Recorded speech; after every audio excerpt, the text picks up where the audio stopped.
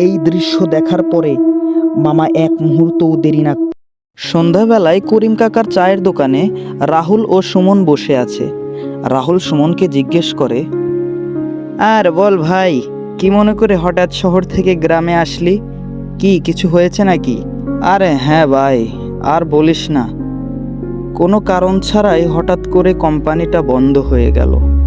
তাহলে তো তোর আর চাকরিটা বোধহয় আর নেই, হ্যাঁ কি বলিস?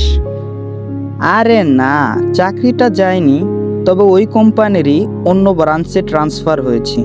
ও তাই বল। তবে ভাই আজকে কিন্তু তোকে ছাড়ছি না। গতবার ছুটিতে এসে তুই বলেছিলি তোর মামার সাথে নাকি কি এক ভয়ানক ঘটনা ঘটেছিল রাত্রের বেলা বাজার থেকে আসার সময়। সেটা কিন্তু আজকে বলতে হবে।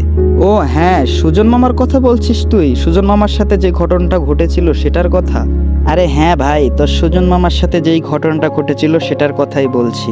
আচ্ছা ঠিক আছে, তাহলে শুন। আমার মামার নাম সুজন।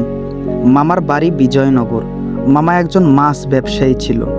মামার বাড়ি থেকে বাজারে যেতে বেশ অনেকখানি পথই সময় লাগতো। যেই দিন মামার সাথে ওই ঘটনাটি ঘটে। কই গো রিনার মা, আজকে বড় হাট, তাড়াতাড়ি বাজারে যেতে হবে। আমার বাজারের ব্যাগটা কোথায়? তাড়াতাড়ি নিয়ে এসো। হ্যাঁ, একটু অপেক্ষা করো, আমি আসছি। এই নাও বাজারের ব্যাগ। আর হ্যাঁ, আজ তাড়াতাড়ি বাড়িতে আসার চেষ্টা করবে।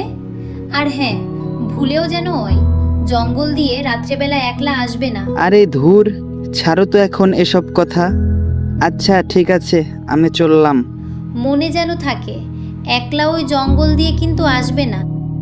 আচ্ছা ঠিক আছে, মনে থাকবে। তুমি চিন্তা করো না, আমি চললাম। এই কথা বলে সুজন মামা বাড়ি থেকে বের হয়ে বাজারের দিকে যেতে থাকে। সেই দিন সবগুলো মাছ বিক্রি করতে করতে সুজন মামার বেশ অনেকখানি রাত হয়ে যায়। বউ আজকে তাড়াতাড়ি বাড়িতে যেতে বলল, আর আজকেই বেশি রাত হয়ে গেল। যাক, বড় মাছটা আজকে বিক্রি করিনি। বউ দেখলে বেশ অনেক খুশি হবে। যাই, পা চালিয়ে তাড়াতাড়ি বাড়ি যাই। কিন্তু বউ তো ওই জঙ্গলের ভিতর দিয়ে যেতে না করেছিল। এখন কি করি? আরে ধুর, পা চালিয়ে যাই, কিছু হবে না, শুধু শুধু ভয় পাচ্ছি। এ কথা বলে সুজন মামা ওই জঙ্গলের রাস্তা দিয়ে হাঁটতে থাকে। আসলে সুজন মামা নিজেকে কোনো রকম বুঝিয়ে হাঁটতে থাকে, কারণ সুজন মামা বেশ অনেক ভয় পাচ্ছিল। কারণ চারিদিকের পরিবেশটা কেমন জানি নিস্তব্ধ, শুধু ঝিঝি পোকার ডাক ছাড়া কিছুই শোনা যাচ্ছে না।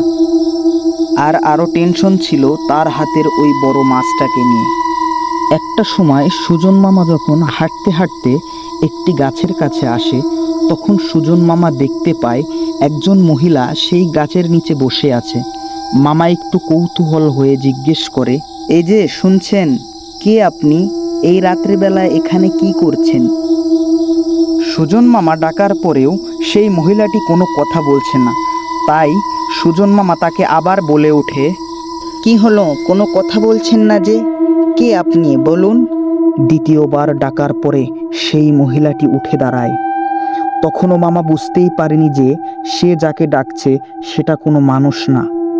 একটু পরে সেই মহিলাটি মামার দিকে যখন ঘুরে দাঁড়ায়, তখন মামা দেখতে পায় সে যাকে এতক্ষণ ডাকছিল কোনো মানুষ ভেবে, আসলে সে কোনো মানুষ না, সেটা একটি মাছ খেকো মেছো পেতনি।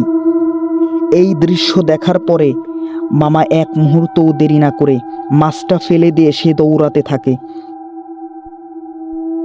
সে কোন দিকে দৌড়াচ্ছে সে নিজেও জানে না।